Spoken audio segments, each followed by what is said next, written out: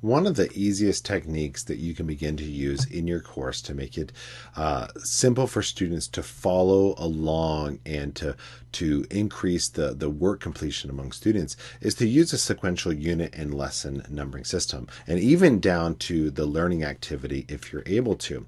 The reason is that students need to be able to quickly and easily find what lesson they're on amidst hundreds of potential learning tasks. I want to show you an example on an external website and then one within Canvas of how this can work, and then challenge you that moving forward with your lessons that you begin to use a sequential lesson numbering system. You don't have to go back at this point and fix all the old ones, but with your modules going forward, you should be aiming for this standard. Okay.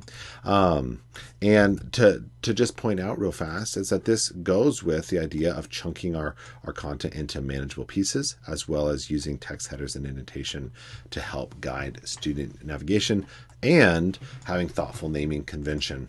And so here's the example that I wanted to show you, though, and I showed this in another video, which is codehs.com.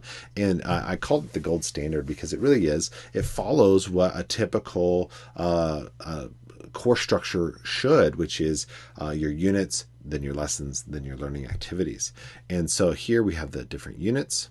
If I click in here, you can see that they have sequentially numbered the lessons. This communicates to me as the student that I do this lesson, then I do this lesson, then I do that lesson. It's very simple. If I click in here, it has even gone so far as including the activity number. So Unit 1, Lesson 3, Activity 1, Unit 1, Lesson 3, Activity 2. I know that if I've done this one, the next one that I should do is the next one. And they even put examples of what kind of content you're going to be doing for that activity, which is also a good tip. But let's go into an example inside of Canvas, and you can see, and I'll go ahead and go into student view here. Let it reload real fast.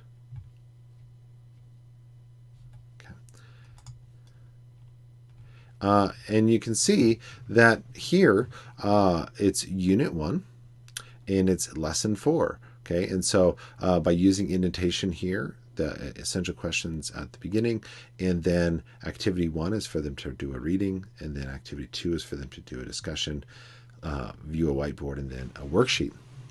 And so again, that sequential system makes it very easy for a student to figure out what is that next assignment. Okay, cheers.